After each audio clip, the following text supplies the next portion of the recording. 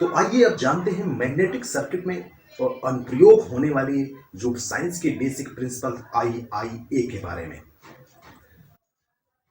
तो ये जो आईआईए है, दिस आई मीन्स इंडक्शन, मतलब Faraday's laws of electromagnetic induction, जिसको शॉर्ट में हम ईएमआई भी कहते हैं। एंड जो दूसरा आई है उसका मतलब है इंट्रैक्शन। इस इंट्रैक्शन को हम बाइवोट सावर्ट लॉ और लॉरेंज लॉ से डिफाइन करते हैं, उससे समझते हैं। और अलाइनमेंट की अगर हम बात करें, जैसे अलाइनमेंट की अगर हम बात करें तो force on high permeability materials towards minimum reluctance while it placed in magnetic field which is existing in high reluctance medium like air.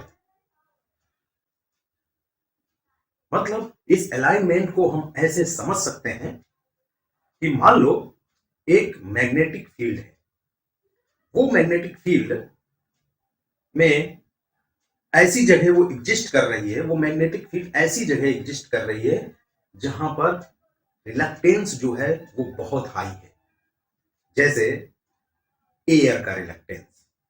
Reluctance बोले तो एक मैग्नेटिक जो फील्ड है उसको रेजिस्ट करने वाला एक टर्म्स है रिलक्टेंस। जिस तरीके से करंट को उधर पे रेजिस्टेंस रेजिस्ट करता है, रोकता है, उसी तरीके से मैग्नेटिक जो फील्ड है, मैग्नेटिक फ्लक्स है, उसको रिलक्टेंस रोकता है। इसको प्रतिबाधा के नाम से जाना जाता है। तो जैसा कि मैं बता रहा था कि एक मैग्नेटिक फील्ड है, उस मैग्नेटिक फील्ड जो एग्जिस्ट कर रही है वो किसी एयर मीडियम में एग्जिस्ट कर रही है, मतलब कि उसका रिलक्टेंस बहुत ज्यादा है। और उसी मीडियम में एक हमने कोई एक मटेरियल रख दिया। जैसे मान लो यहां पर एक मैग्नेटिक फील्ड ऐसे एग्जिस्ट कर रही है, यहां पे एयर है, वहां पर हमने ये मैग्नेटिक मटेरियल रख दिया जिसकी हाई परमिबिलिटी है। तो ये जो मैग्नेटिक ये जो हाई परमिबिलिटी का मटेरियल है, इसमें एक फोर्स एग्जिस्ट करता है, इसको अलाइन करने की वो कोशिश करता है। जो फोर्स होता है इस मटेरियल में अलाइन करने की कोशिश करता है। कैसी कोशिश करता है कि ये मटेरियल वहां को मूव करेगा जहां पर जो रिलक्टेंस की वैल्यू है वो कम हो जाए, मतलब कि ये हाई परमिबिलिटी की तरफ ये मूव करता है, ये अलाइन हो जाता है। इस तरीके का जो ये प्रिंसिपल है, इसको हम रिलक्टेंस मोटर में यूज करते हैं। अब जब ये अलाइन हो रहा होता है, इसमें जब फोर्स लग रहा होता है, तो उसको हम रिलक्टेंस टॉर्क बोलते हैं। ये जो अगर हम रिलक्टेंस मोटर की बात करें तो रिलक्टेंस मोटर कुछ और नहीं, एक इंडक्शन मोटर के जैसी ही होती है, एक सिंगल फेज इंडक्शन मोटर की जैसे ही होती है। आगे के चैप्टर्स में इस रिलक्टेंस मोटर पर हम डिटेल से बात करेंगे, लेकिन अभी बस आप इतना जान लीजिए कि अलाइनमेंट का क्या मतलब है इस magnetic circuit of electrical machine में। तो अब समझते हैं Faraday's law of electromagnetic induction. ये जो फैराडे के इलेक्ट्रोमैग्नेटिक इंडक्शन के लॉ हैं, ये दो हैं, एक first law and second law. इन दोनों लॉज को समझने के लिए हम सबसे पहले कुछ बातें आपको बताना चाहूंगा, कुछ टर्मिनोलॉजी आपको बताना चाहूंगा, उसकी जानकारी आपको देना चाहूंगा, जिससे आप इस फैराडेज लॉज को आप बहुत बेहतर से समझ पाएंगे। बहुत ही बेसिक जानकारी मैं आपको देने जा रहा हूं। तो इस फैराडेज लॉज को समझने के लिए सबसे पहले एक टर्मिनोलॉजी है, आप हालांकि ये जानते हैं लेकिन तब भी हम उसके कुछ बेसिक प्रॉपर्टीज को, बेसिक बातों को हम यहां पर कवर करेंगे। तो पहली जो बात है, मैग्नेटिक फील्ड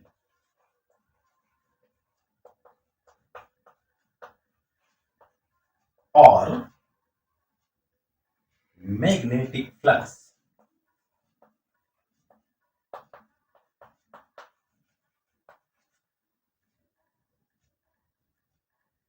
अभी बताऊंगा कि ये मैग्नेटिक फील्ड और मैग्नेटिक फ्लक्स क्या होता है, क्या ये बला है। दूसरी जो टर्मिनोलॉजी है, दूसरा जो टर्म्स है वो है क्वाइल और क्वाइल्स। अगर हम एक क्वाइल की बात करें तो क्वाइल बोलेंगे, ज्यादा क्वाइल की बात करें तो क्वाइल्स बोलेंगे। और जो तीसरी टर्मिनोलॉजी है, जो यहाँ पर हम जब फैराडेज लॉज का डिस्कशन करेंगे, first law second law law किसी का भी डिस्कशन करेंगे, तो दूसरी जो टर्मिनोलॉजी है उसको बोलते हैं फ्लक्स लिंकेज।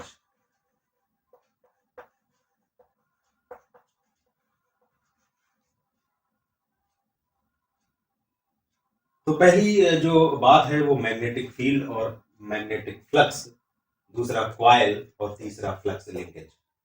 तो सबसे पहले जान लेते हैं कि मैग्नेटिक फील्ड आखिर होती क्या है।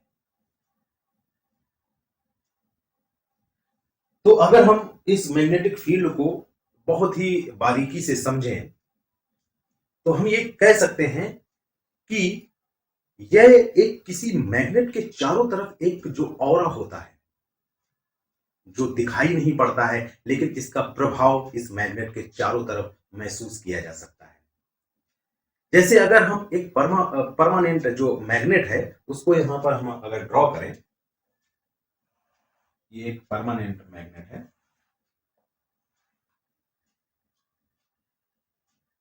आपने ये पढ़ रखा होगा कि कोई भी परमानेंट जो मैग्नेट होता है उसके दो पोल होते हैं। एक मैंने ये पोल बना दिया, ये नॉर्थ पोल और एक साउथ पोल। तो इसके चारों तरफ ये मैग्नेटिक फील्ड होती है या मैग्नेटिक फ्लक्स होता है, वो हमको दिखाई नहीं पड़ता है। इसके चारों तरफ जो ऑरा होता है, इस मैग्नेट का जो इसका एक जो फील्ड होती है, इसका जो एक प्रभाव होता है, उसी को हम मैग्नेटिक फील्ड या मैग्नेटिक फ्लक्स बोलते हैं। इसको बेहतर से समझने के लिए हम कुछ काल्पनिक, कुछ इमेजिनरी लाइन यहां पर ड्रॉ करते हैं, ताकि हम इस मैग्नेटिक फील्ड का जो प्रभाव है उसकी हम सही से एनालिसिस कर सकें, उसको सही से समझ सकें।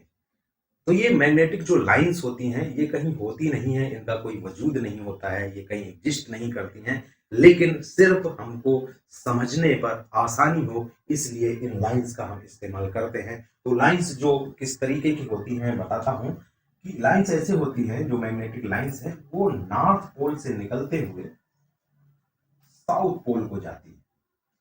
और अगर मैग्नेट इनसाइड मैग्नेट की हम बात करें तो इनसाइड मैग्नेट का मतलब बात करें तो ये जो लाइंस होती हैं मैग्नेट के अंदर साउथ से नॉर्थ को जाती है।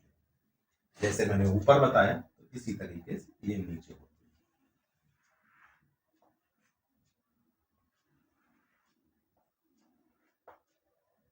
तो इस तरीके की कई लाइंस इस परमानेंट मैग्नेट से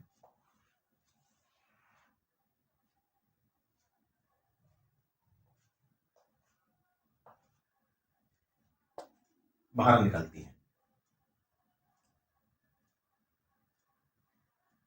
तो ये जो फील्ड है, इस मैग्नेट की जो ये फील्ड है, इसी को हम मैग्नेटिक फील्ड या मैग्नेटिक फ्लक्स के नाम से जानते हैं। तो अभी जो मैंने एग्जांपल दिया, एक परमानेंट मैग्नेट का एग्जांपल दिया, इसमें बताया कि नॉर्थ से जो मैग्नेटिक फील्ड लाइंस हैं, इमेजिनरी जो लाइंस हैं, वो नॉर्थ पोल से साउथ की पोल तक जाती हैं। बाहर की जो लाइनें ऐसे जाती हैं, जो अगर हम मैग्नेट के इनसाइड की हम बात करें तो साउथ से नॉर्थ की तरफ वो मूव करती हुई दिखाई पड़ती है। अगर हम बात करें कि ये जो लाइंस यहां से जा रही हैं, जो ये मैग्नेटिक फील्ड ये परमानेंट मैग्नेट क्रिएट कर रहा है, तो इस ये जो लाइंस हैं इनको हम मैग्नेटिक फ्लक्स बोलते हैं। इसको हम जो मेजर करते हैं उसको हम वेबर में मेजर करते हैं, वेबर। तो मैग्नेटिक फ्लक्स को इस तरीके से डिनोट जनरली हम पाई से करते हैं, और इसको किस में मेजर करते हैं, वेबर में मेजर करते हैं। और इस मैग्नेटिक जो फील्ड्स है, इसकी जो मैग्नेटिक फील्ड की जो डेंसिटी है, उसको हम बी से डिनोट करते हैं। एक वेक्टर क्वांटिटी होती है, बी से डिनोट करते हैं, और जो इसकी यूनिट होती है वो वेबर पर मीटर स्क्वायर और टेस्ला होती है। ये जो मैग्नेटिक एक परमानेंट मैग्नेट से जो भी ये फील्ड्स लाइंस जा रही हैं, जो मैग्नेटिक फ्लक्स ये मूव कर रहा है, इसके चारों तरफ जो मैग्नेटिक फ्लक्स है, जो इसकी फील्ड है, कुछ भी कह सकते हैं, उसको हम वेबर से मेजर करते हैं, फाई से। और जो इसकी अगर हम डेंसिटी की बात करें कि ये जो लाइंस हैं ये कितनी डेंस हैं, तो वो वेबर पर मीटर स्क्वायर और टेस्ला से डिनोट करते हैं। तो आपने अभी ये जाना कि ये जो मैग्नेटिक फील्ड है एक किसी परमानेंट मैग्नेट के चारों तरफ रहती है। लेकिन अगर मेरे पास ये परमानेंट मैग्नेट ना हो तो और कौन सा तरीका हो सकता है ये मैग्नेटिक फील्ड को जनरेट करने का, वो हम यहां पर डिस्कस करेंगे। तो मैग्नेटिक फील्ड जनरेट करने का जो दूसरा तरीका होता है वो कुछ इस तरीके से होता है। मान लो आपके पास में एक सॉलिड कोई मटेरियल की एक रॉड है। इस मटेरियल की भी एक अपनी अलग अलग प्रॉपर्टीज होती हैं, उसके अकॉर्डिंग मैग्नेटिक फील्ड जो इसके चारों तरफ जनरेट होगी उसका भी डिपेंडेंसी होती है। लेकिन अभी मैं एक मान लेता हूं कि एक ये आपके पास में एक पॉलीमर की एक रॉड है, पॉलीमर की एक रॉड है, उसमें हमने कुछ कंडक्टर इस तरीके से लूप कर दिए। कंडक्टर उस चालक को मैंने यहां पे लूप कर दिया है, और इसमें एक हमने बैटरी लगा दी। ये जो बैटरी लगाई है, एक इसको इसमें V वोल्ट की एक बैटरी लगा दी है। तो जब ऐसा होता है तो जाहिर सी बात है एक इसमें करंट I भी फ्लो करेगी। तो इस तरीके के अरेंजमेंट में ये जो अरेंजमेंट है, इसमें एक नॉर्थ और साउथ पोल डेवलप हो जाते हैं। मतलब कि ये जो पूरी ट्यूब है इसको सोलेनॉइड ट्यूब भी बोला जाता है। ये सोलेनॉइड ट्यूब एक जो परमानेंट मैग्नेट होता है उसकी तरीके से काम करने लगती है। जब तक हम इसमें पावर सप्लाई यहां पर ऑन अगर हम रखते हैं तो एक ये मैग्नेट की तरह ही बिहेव करने लगती है, काम करने लगती है। मतलब कि जैसे ही करंट इसमें फ्लो होती है तो करंट फ्लो होने से इसमें एक मैग्नेटिक फील्ड जनरेट हो जाती है। तो उसको भी हम इसी तरीके से, अगर उसकी लाइंस को हम ड्रॉ करें तो इसी तरीके से ड्रॉ कर सकते हैं। अगर हम यहाँ पर ये जो इसमें मैंने एक स्विच लगा रखा है, यहाँ पर इस स्विच को ऑफ कर देते हैं तो मैग्नेटिक फील्ड लाइंस खत्म हो जाती हैं। अब आपके माइंड में एक क्वेश्चन आ रहा होगा कि जब हम इसमें करंट इन कंडक्टर्स में फ्लो होता है तो मैग्नेटिक फील्ड जनरेट हो जाती है। जी हाँ, जब भी कोई भी चार्ज, करंट क्या है, इलेक्ट्रॉन्स का मूवमेंट है कि जब भी कोई करंट कोई चार्ज मूव करता है तो वो मैग्नेटिक फील्ड जनरेट कर देता है, बना देता है। तो यहां पर भी वही हो रहा है कि जैसे ही एक चार्ज यहां पर मूव कर रहा है तो वो एक अपने चारों तरफ एक मैग्नेटिक फील्ड क्रिएट कर रहा है। मतलब कि moving charge creates the magnetic field. अब चूंकि यहां पर जो वोल्टेज है वो डीसी है, डायरेक्ट करंट है। मतलब कि अगर हम वोल्टेज वर्सेस टाइम का यहां पर मैं ग्राफ एक प्लॉट करूं तो वो कुछ इस तरीके से दिखेगा। टी यहां पर V है, ये जो भी ये वोल्टेज मैंने यहां पर अप्लाई किया है, मान के चलो ये V है, तो ये V वोल्टेज कांस्टेंट है, तो करंट भी यहां पर कांस्टेंट है। एक ओम्स लॉ यहां पर अप्लाई होगा, तो यहां पर जो मैग्नेटिक फील्ड होगी वो एक कांस्टेंट होगी। मतलब कि जो फाई की जो वैल्यू है, मतलब कि जो फ्लक्स की वैल्यू है, मैग्नेटिक फ्लक्स की वैल्यू है, जो मैंने अभी बताया था, वो कांस्टेंट है। ये जो मैं बातें अभी बता रहा हूं आगे आपको बहुत काम आने वाली है। फाई की वैल्यू कांस्टेंट है, मैग्नेटिक फ्लक्स की जो वैल्यू कांस्टेंट है। तो जाहिर सी बात है, करंट की वैल्यू कांस्टेंट, वोल्टेज की कांस्टेंट और मैग्नेटिक फ्लक्स की वैल्यू कांस्टेंट, तो फ्लक्स डेंसिटी की भी वैल्यू यहां पर कांस्टेंट है। अब यहां एक बात समझने वाली है, मान लो कि मैंने इस स्विच को ऑफ कर दिया, तो इसके जो चारों तरफ एक मैग्नेटिक फ्लक्स जनरेट हो रहा था, मैग्नेटिक जो फील्ड बन रही है वो धीरे से जीरो हो जाएगी। फिर से ऑन कर दिया, एक सडन इंटरवल में हम उसको ऑफ कर रहे हैं, ऑन कर रहे हैं, तो क्या हम ऐसा नहीं कह सकते हैं कि ये जो फ्लक्स जो की वैल्यू है, जो इसका मैग्नीट्यूड है, वो बदल रहा है, वो चेंज हो रहा है। बस आप इतनी बात समझ लीजिए कि इसको स्विच को हम ऑन कर रहे हैं, ऑफ कर रहे हैं, तो इस पर जो चारों तरफ मैग्नेटिक फील्ड है, मैग्नेटिक फ्लक्स है, वो बदल रहा है, चेंज हो रहा है विद रिस्पेक्ट टू टाइम।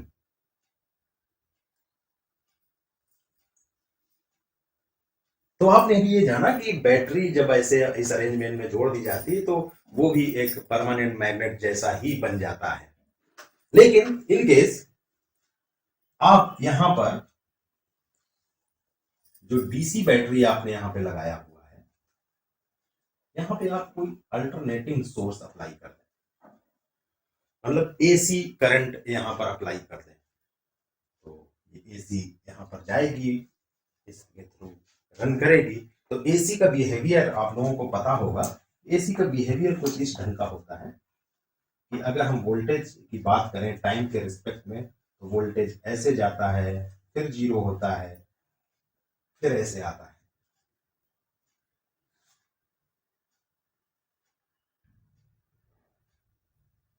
तो इस केस में अगर हमने यहां पर अल्टरनेटिंग साइनोसोडियल जो वेवफॉर्म अप्लाई कर दिया है, तो फ्लक्स का नेचर कैसा होगा? Can you imagine? सीधी सी बात है, चेंजिंग होगा।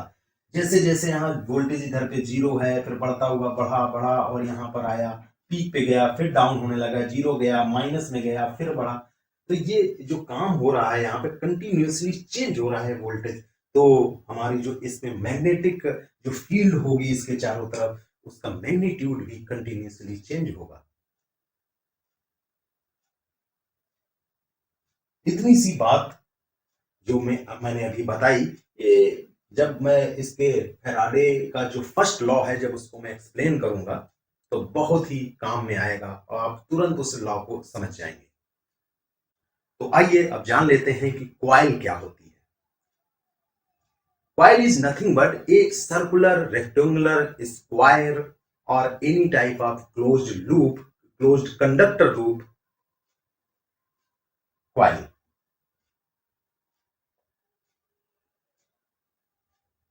एक कंडक्टर है, उसको मैंने इस तरीके से कुछ फोल्ड कर रखा है, इस वाले पार्ट को क्वाइल बोला जाएगा। अगर मल्टीपल क्वाइल्स हैं, तो बहुत सारे लूप लगे हुए हैं, तो उसको हम क्वाइल्स बोल सकते हैं, बंच ऑफ क्वाइल बोल सकते हैं, इसको क्वाइल बोला जाएगा। यहां पर जो तीसरी बात है, फ्लक्स लिंकेज, मतलब कि मैग्नेटिक फ्लक्स लिंकेज। ये क्वाइल कभी किसी अरेंजमेंट में ऐसे रखी हुई है कि जो फ्लक्स इसके थ्रू लिंक कर रहा है, उसको बोला जाएगा फ्लक्स लिंकेज। इसके थ्रू जो लिंक कर रहा है, इस क्वाइल के थ्रू जो लिंक कर रहा है मैग्नेटिक फ्लक्स, उस टर्म्स को बोला जाता है फ्लक्स लिंकेज। मैं आशा करता हूं कि ये जो तीनों टर्मिनोलॉजी है आप अच्छे से समझ गए होंगे। अब मैं आगे की बात बताऊंगा, Faraday law of, first law of electromagnetic induction. तो आइए अब समझते हैं Faraday's laws of electromagnetic induction. तो यहां पर सबसे पहले जानेंगे first law of electromagnetic induction. तो इसको समझने के लिए एक हमने यहां पर एक अरेंजमेंट बनाया हुआ है। यहां पर एक मैंने ये क्वाइल रखी हुई है, इसको क्या बोलेंगे, अभी क्वाइल क्या होती है मैंने आपको बताया है। एक क्वाइल रखी हुई है और कुछ बाहर में आकर मैंने एक सर्किट बनाया हुआ है, इसको एक पैरेलल में यहाँ पे मैंने एक वोल्ट मीटर लगा दिया है और सीरीज में एक एमीटर लगा दिया है और एक रेजिस्टेंस आर यहाँ पे शो किया है। ये जो रेजिस्टेंस आर है इस पूरे कॉइल का एक इक्विवेलेंट रेजिस्टेंस है और एक यहाँ पे स्विच लगाया हुआ है।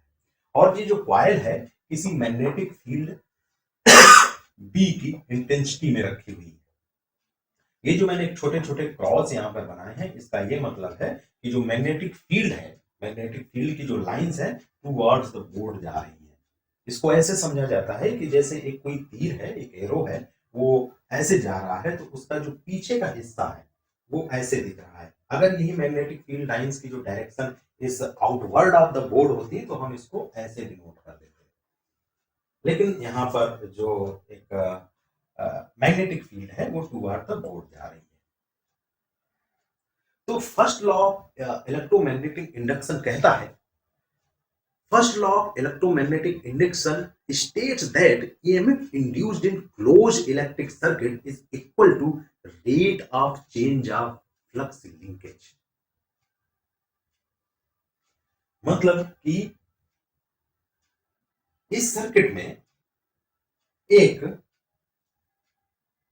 इंड्यूस्ड ईएमएफ जो जनरेट होता है, इंड्यूस्ड ईएमएफ का मतलब इलेक्ट्रोमोटिव फोर्स जिसको वोल्टेज भी कहते हैं, वैसे वोल्टेज को ईएमएफ जो कहा जाता है उसमें एक लॉजिक है। ईएमएफ का मतलब कि इलेक्ट्रॉन्स को मूव करने का जो फोर्स लगता है वही वोल्टेज ही होता है। तो जो इसमें ईएमएफ जनरेट होता है उसकी जो वैल्यू होती है इस कॉइल के थ्रू जो फ्लक्स लिंक कर रहा है, इस कॉइल के थ्रू जो फ्लक्स लिंक कर रहा है उसके रेट ऑफ चेंज के बराबर होता है। अगर हम मान लें कि इस कॉइल के थ्रू कोई साई फ्लक्स लिंक कर रहा है तो उसकी जो वैल्यू होगी, ईएमएफ की जो वैल्यू होगी equal to d psi by dt होगी। उस वोल्टेज का ईएमएफ की जो वैल्यू होगी डी साई बाई dt होगी, किसमें होगी? वोल्ट में। ये मैग्नीट्यूड है, उसका परिमाण है कि जो इसमें वोल्टेज जनरेट होगा वो डी साई बाई dt होगा। लेकिन कंडीशन एक है कि ये जो मैग्नेटिक फ्लक्स है इसकी जो वैल्यू है, इसका जो मैग्नीट्यूड है वो टाइम के साथ में वेरी कर रहा हो।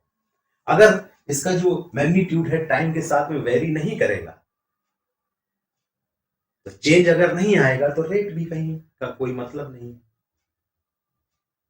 और ये जो मैग्नेटिक फील्ड बी है या मैग्नेटिक जो फ्लक्स है ये चेंज कैसे कर रहा है, आपको मैंने बताया है कि कहीं पर कोई एक सोलोनॉइड रखी हुई है, उसमें मैंने अल्टरनेटिंग सप्लाई दे दी है। अगर मैंने उसमें डीसी सप्लाई दी है तो उसके स्विच को ऑन ऑफ कर रहे हैं तो ये बी की वैल्यू, इस फ्लक्स की वैल्यू चेंज हो रही है। और चेंज कहां हो रही है? इस कॉइल के थ्रू, मतलब कि इससे जो फ्लक्स लिंक कर रहा है वो चेंज अगर हो रहा है तो उसका जो ईएमएफ होगा वो डी साइन बाई dt होगा। दूसरी भी कंडीशंस बनती हैं इसमें, उसको मैं स्टेप बाय स्टेप आपको मैं समझाऊंगा। अभी आप बस इतना मान लीजिए कि जो फ्लक्स है ये चेंज हो रहा है, उसका जो मैग्नीट्यूड है वो चेंज हो रहा है। इस मैग्नीट्यूड की चेंज की वजह से यहां पर एक ईएमएफ इंड्यूस्ड हो रहा है। इस ईएमएफ को हम इंड्यूस्ड ईएमएफ भी बोलते हैं। इंड्यूस्ड ईएमएफ जो हो रहा है उसकी जो वैल्यू है rate of change of flux linkage के बराबर होती है। यहां पे साई क्या है? Flux linkage.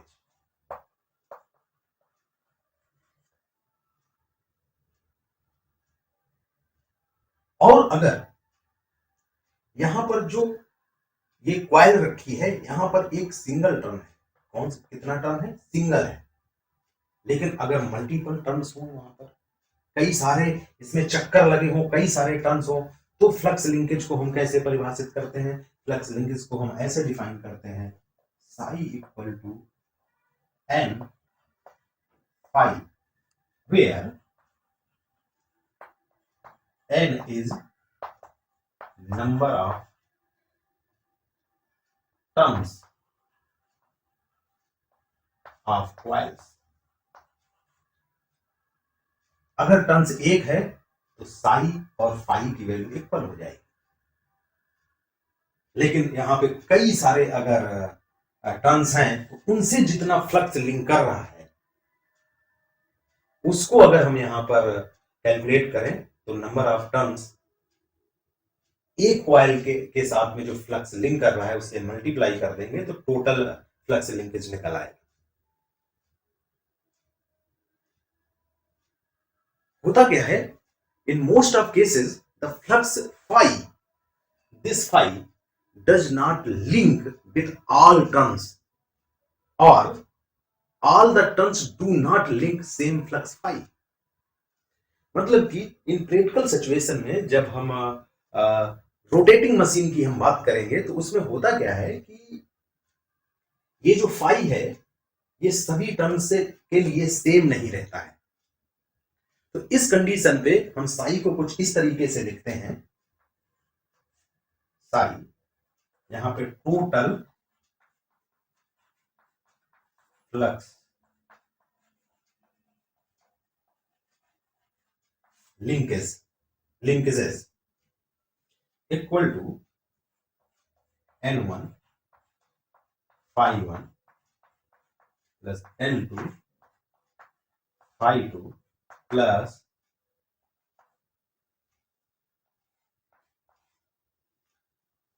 एक मैं सिग्मा वाला यहां पर रूल इस्तेमाल किया जाता है, फाई एन और एन एन, मतलब कि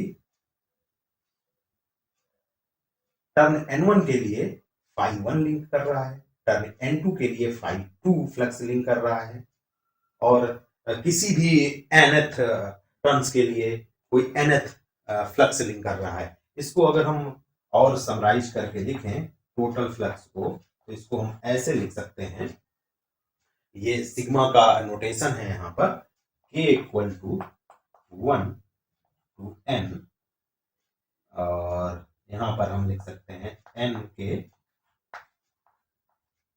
5k।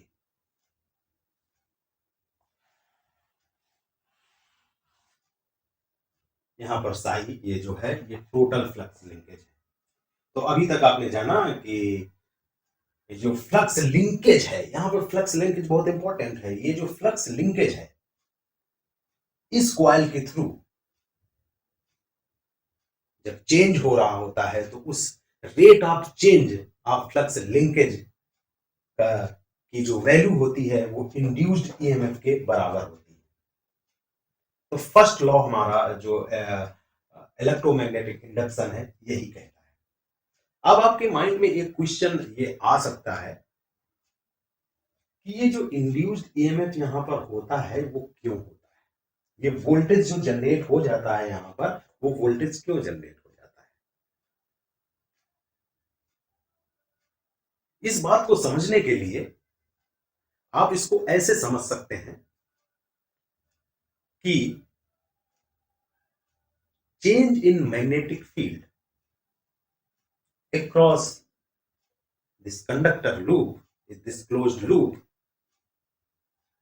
creates additional electric field,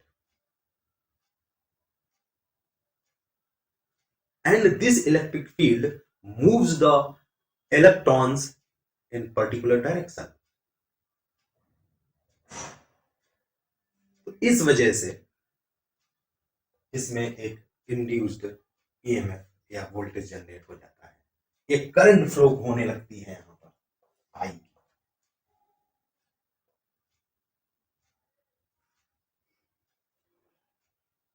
तो मैं उम्मीद करता हूं कि आपको ये समझ में आ गया होगा कि जो क्लोज्ड सर्किट में, क्लोज्ड एक कॉइल में, एक लूप में जो इंड्यूस्ड ईएमएफ होता है उसका जो मैग्नीट्यूड होता है वो किस किस साइंस के बेसिक प्रिंसिपल से हम उसको कैलकुलेट करते हैं जिससे हम जानते हैं। लेकिन इस जो फर्स्ट लॉ है फैराडे का, इसके भी कुछ लिमिटेशंस हैं। ये फैराडे लॉ, अगर ये पूरा अरेंजमेंट है, ये लगभग लाइट के वेलोसिटी के आसपास से मूव कर रहा हो, तब इस तरीके का जो इक्वेशंस हैं उसमें बदलाव आता है, या ये पूरा जो अरेंजमेंट है ये वेरिएबल ग्रेविटी में मूव कर रहा हो, तब भी इन जो ये इक्वेशन है इसमें फिर तब बदलाव आता है। वहां पर ऐसी कंडीशन, इस इक्वेशन से हम ये ईएमएफ कैलकुलेट नहीं कर सकते हैं, क्योंकि अगर ग्रेविटी कम ज्यादा हो रही है तो समय की जो स्पीड होती है, जो समय की चाल होती है, वो कम ज्यादा हो जाती है। सब चीजों को अलग कभी उस पर हम चर्चा करेंगे, विस्तार से चर्चा करेंगे, तब उस पर हम डिफाइन करेंगे कि तब उस कंडीशन में कि ग्रेविटी चेंज हो रही है, टाइम का जो रफ्तार है, समय की जो चाल है वो कम ज्यादा हो रही है, तब हम इस ईएमएफ को कैसे कैलकुलेट करेंगे। General theory of relativity and special theory of relativity से उसका आंसर यहाँ पर निकलता है। बहुत खूबसूरत का वो भी एक डिस्कशन है। अभी हमारा मुद्दा यहाँ पर fundamental aspects of electrical machine design का है, तो उस बात को कभी और किसी वीडियो में चर्चा करेंगे। और अगर हम second law of electromagnetic induction की बात करें, तो this law gives the direction of induced EMF is such that the current produced by it opposes the change in flux linkages। मतलब इस इंड्यूस्ड EMF की जो पोलरिटी होती है वो ऐसी होती है कि जब इस इंड्यूस्ड EMF की वजह से जो सर्किट में करंट फ्लो होती है तो उसकी दिशा, मतलब कि डायरेक्शन ऐसी होती है कि वो फ्लक्स लिंकेज के चेंज का विरोध करती है। और ये करंट की जो डायरेक्शन विरोध कैसे कर पाती है, क्योंकि करंट कैरिंग कंडक्टर अपने चारों तरफ एक मैग्नेटिक फील्ड रखता है, और जो ये मैग्नेटिक फील्ड की दिशा और वैल्यू होती है वो करंट की दिशा और उसकी वैल्यू पर निर्भर करती है। और हमारा जो फर्स्ट लॉ कहता है कि जो ईएमएफ इंड्यूस्ड हो रहा है वो फ्लक्स लिंकेज के चेंज की वजह से हो रहा है, और सेकेंड लॉ ये कह रहा है कि जो ईएमएफ इंड्यूस्ड हो रहा है, ठीक बात है, पर जिस कारण से ये ईएमएफ इंड्यूस्ड हो रहा है उसका विरोध है। इसलिए यहां पे जो ये इक्वेशन है, यहां पर हमने जो मैग्नीट्यूड यहां पे रखा हुआ है उसमें एक माइनस साइन अगर हम और लगा दें तो ये जो फर्स्ट लॉ है ये कंप्लीट लॉ बन जाता है इलेक्ट्रोमैग्नेटिक इंडक्शन का। मतलब कि यहां पर जब फ्लक्स लिंकेजेस है वो चेंज हो रहा है, उसकी वजह से इसमें मान लो इस डायरेक्शन में कोई एक करंट फ्लो हो रही है। ये जो करंट है ये यहाँ पे ऐसे जाती है, क्लोज एक सर्किट है, ये ऐसे जाती है और लौट के ऐसे आ रही है। तो सेकेंड लॉ ऑफ ईएमआई ये कहता है कि ये जो करंट ऐसी बहेगी इस सर्किट में कि ये जो फ्लक्स चेंज हो रहा है इसी का अपोज करेगी।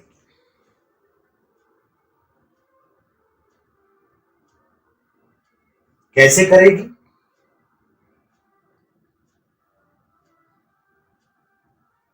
करंट बहने से, जैसा कि मैंने बताया कि मैग्नेटिक फील्ड उस करंट कैरिंग कंडक्टर के चारों तरफ होती है, तो वो जहां पे चेंज हो रहा है वो वाला फ्लक्स किसी मैग्नीट्यूड से चेंज हो रहा होगा ना, तो ये करंट ऐसे बहेगी, उसकी डायरेक्शन ऐसी होगी कि वो जो चेंज हो रहा है फ्लक्स, उसको ये नलिफाई करेगी, कैंसिल आउट करने की कोशिश करेगी। ये कहता है हमारा second law of electromagnetic induction.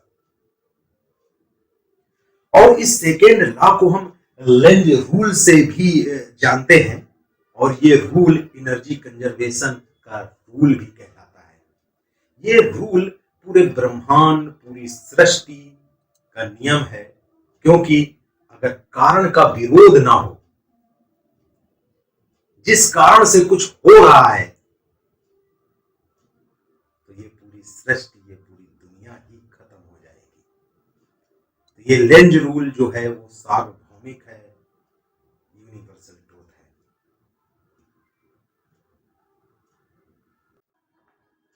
अब ये जान लेते हैं कि फ्लक्स लिंकेजेस के चेंज के कौन कौन से रास्ते हो सकते हैं। कहां पर चेंज के फ्लक्स लिंकेजेस के? Through the coil. जो फ्लक्स लिंक कर रहा है कॉइल से, उसका जो चेंज हो रहा है, उसका जो रेट चेंज हो रहा है, उसके कौन कौन से रास्ते हो सकते हैं। तो जो फर्स्ट जो वे है वो कुछ इस तरीके से उसको कह सकते हैं। When a coil is stationary with respect to flux। इस सेंटेंस का मतलब है ये जो कॉइल है वो स्टेशनरी है, रुकी हुई है, किसके रिस्पेक्ट में? इस मैग्नेटिक फ्लक्स के रिस्पेक्ट में। मतलब कि हम इस कॉइल को इस फ्लक्स के फ्रेम में बैठकर ऑब्जर्व कर रहे हैं। जब हम इस फ्लक्स के फ्रेम में बैठकर इस कॉइल को ऑब्जर्व कर रहे हैं, तो उसमें कोई मोशन नहीं है, वो स्टेशनरी है। ठीक बात है, कॉइल इसके फ्रेम में स्टेशनरी है इस फ्लक्स के, और flux varies with the magnitude with respect to time. जब ये कॉइल स्टेशनरी है विद रिस्पेक्ट टू फ्लक्स, और ये जो मैग्नेटिक फ्लक्स का मैग्नीट्यूड है, उसकी जो वैल्यू है वो with respect to time vary कर रही है। इस केस में इंड्यूस्ड ईएमएफ जो होगा वो d psi by D t, मतलब कि rate of change of total flux linkages के इक्वल होगा with minus sign value Lenz law के अकॉर्डिंग। इस तरीके से जो ईएमएफ इंड्यूस्ड होता है उसको हम ट्रांसफार्मर और पल्सेशनल ईएमएफ से जानते हैं।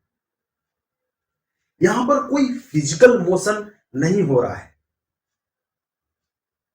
मतलब कि कोई कॉइल मूव नहीं कर रही है, कुछ भी नहीं कर रहा है। जिस तरीके से जनरली ट्रांसफार्मर में होता है, जनरली क्या पूरी तरीके से होता है कि वहां पे कोई फिजिकल मोशन नहीं हो रहा होता है, सिर्फ फ्लक्स टाइम के रिस्पेक्ट में उसका जो मैग्नीट्यूड हो रहा, उसका जो मैग्नीट्यूड होता है वो चेंज हो रहा होता है। इस तरीके के इंड्यूस्ड ईएमएफ को हम ट्रांसफार्मर और पल्सेशनल ईएमएफ के नाम से जानते हैं।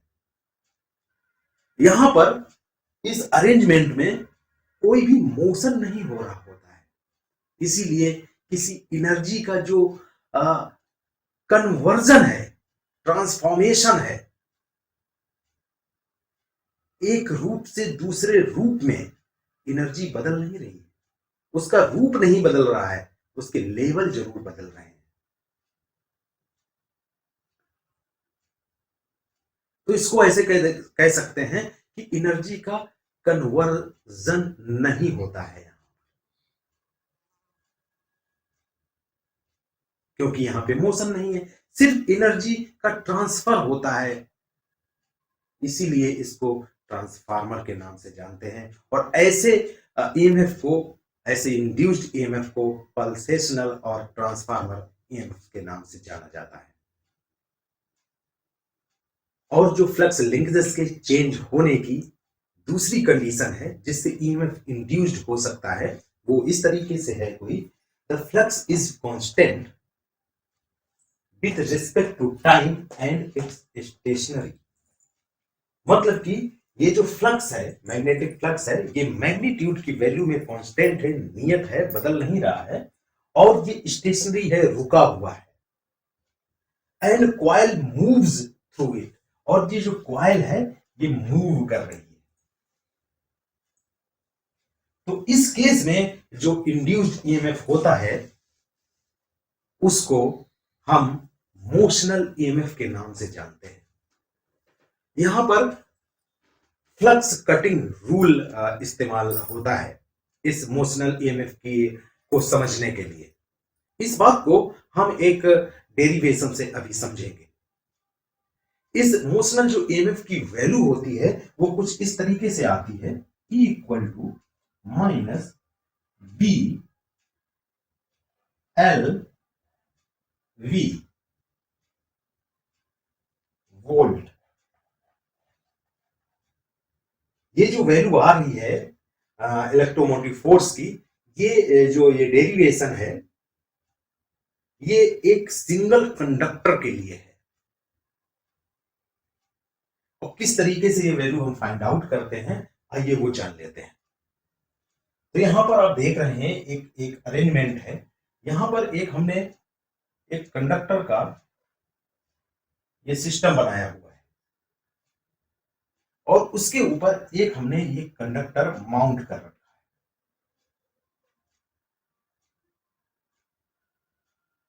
इस कंडक्टर की जो लेंथ है वो L मीटर है और ये जो कंडक्टर है इस कंडक्टर का ये जो यू शेप का बना हुआ है इसमें किसी v वेलोसिटी से मूव कर रहा है। और ये जो कंडक्टर रखा हुआ है ये किसी मैग्नेटिक फ्लक्स बी पर रखा हुआ है। ये जैसे मैग्नेटिक फ्लक्स बताया कि ये टूवर्ड द बोर्ड जा रहा है। तो किसी भी सिचुएशन पे क्या है कि इस यहां से और यहां तक की जो दूरी है वो x के बराबर है। ये जो दूरी है x के बराबर है। तो अगर हम ये बात करें कि ये जो लूप बना किसी एक इंस्टेंट में, ये जो लूप बना जब वो ये जो कंडक्टर है यहां से x डिस्टेंस ट्रेवल कर चुका था किसी v वेलोसिटी से, तो ये जो लूप बना इसका अगर हम एरिया आपसे कैलकुलेट करने को बोलें तो इसका एरिया कुछ ऐसा होगा x into L meter square.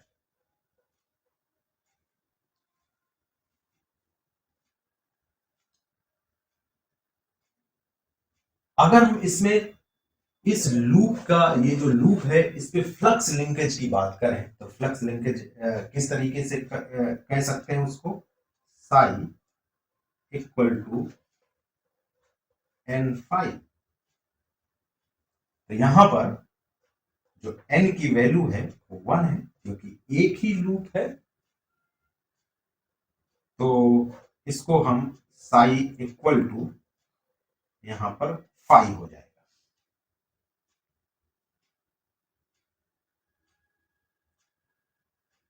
ये जो फ्लक्स लिंक है ये लिंकेज है वो फाई के बराबर हो जाएगा। और ये जो फ्लक्स लिंकेज है इसको हम ऐसे लिख सकते हैं, फाई और psi equal to vector v dot vector A. यहां पे मैंने डॉट वर्ड बोला,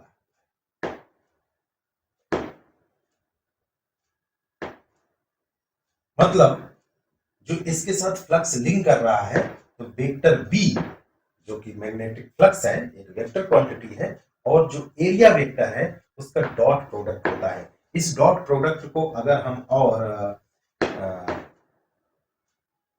लिखें दूसरे तरीके से लिखें तो ऐसे लिख सकते हैं, वेक्टर बी का मैग्नीट्यूड वेक्टर ए का magnitude equal to cos theta.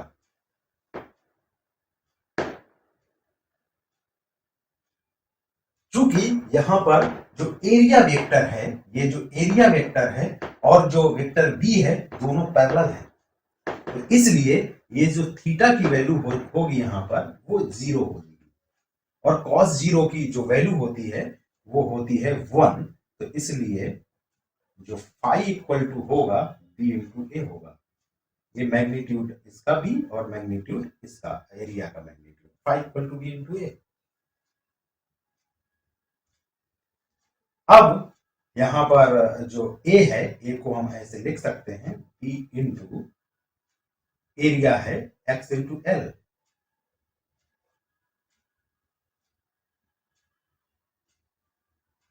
तो इस वाले जो क्लोज सर्किट में जो वोल्टेज ईएमएफ इंड्यूस्ड होगा, क्या उसको हम ऐसे लिख सकते हैं ना, इंड्यूस्ड ईएमएफ ऐसे लिख सकते हैं D phi by D T minus sign के साथ। तो इस फाई की वैल्यू को बी एक्स एल वी को हम यहां पर अगर पुट करें,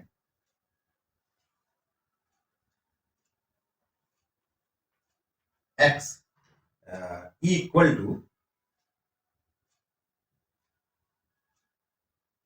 D E X L minus D T, इसको हम और ऐसे लिख सकते हैं, इसको v किया, ये इसको मैंने dx किया, तो ये जो वैल्यू है ये वेलोसिटी की वैल्यू दिखाती है। तो यहां पर ये जो वैल्यू है ये v हो जाएगी, ये वाली जो v है यहां पर, तो v l v आ जाएगा। तो ये हमारा इस तरीके से, अगर कोई कंडक्टर है किसी मैग्नेटिक फील्ड में मूव कर रहा है, जबकि वो मैग्नेटिक जो फील्ड है वो कांस्टेंट है विद रिस्पेक्ट टू टाइम और स्टेशनरी है, और वो कंडक्टर किसी v वेलोसिटी से, किसी v लीनियर वेलोसिटी से मूव कर रहा है, लीनियर वेलोसिटी से मूव कर रहा है, तो उसमें जो इंड्यूस्ड ईएमएफ होगा उसकी वैल्यू होगी VLV, वोल्ट। यहां पर V जो है वो मैग्नेटिक फ्लक्स की डेंसिटी है, L लेंथ है, मीटर में है, और V वेलोसिटी है। तो इस तरीके से कोई कंडक्टर का जो मोशनल ईएमएफ जनरेट होता है, जब वो मूव करता है, तो वो उसकी वैल्यू इतनी आती है। अब अगर हम बात करें फ्लक्स लिंकेज की तीसरी कंडीशन के बारे में, कि तीसरी कंडीशन कौन सी होती है कि जब flux linkage through coil change होता है जिसकी वजह से ईएमएफ जनरेट होता है, तो ये जो तीसरी कंडीशन और कोई नहीं, ये जो मैंने पहली और दूसरी जो कंडीशन बताई थी, ये दोनों एक साथ होने लगे। ये दोनों कंडीशन साइमल्टेनियसली अगर होती हैं, तो इस कंडीशन में जो इंड्यूस्ड ईएमएफ होता है उसकी भी वैल्यू वही होती है D psi by D T. तो ये जो प्रिंसिपल होता है कम्यूटेटर वाली जो मशीन्स होती हैं, कम्यूटेटर वाली जो मशीन्स होती हैं उसमें यूज होता है।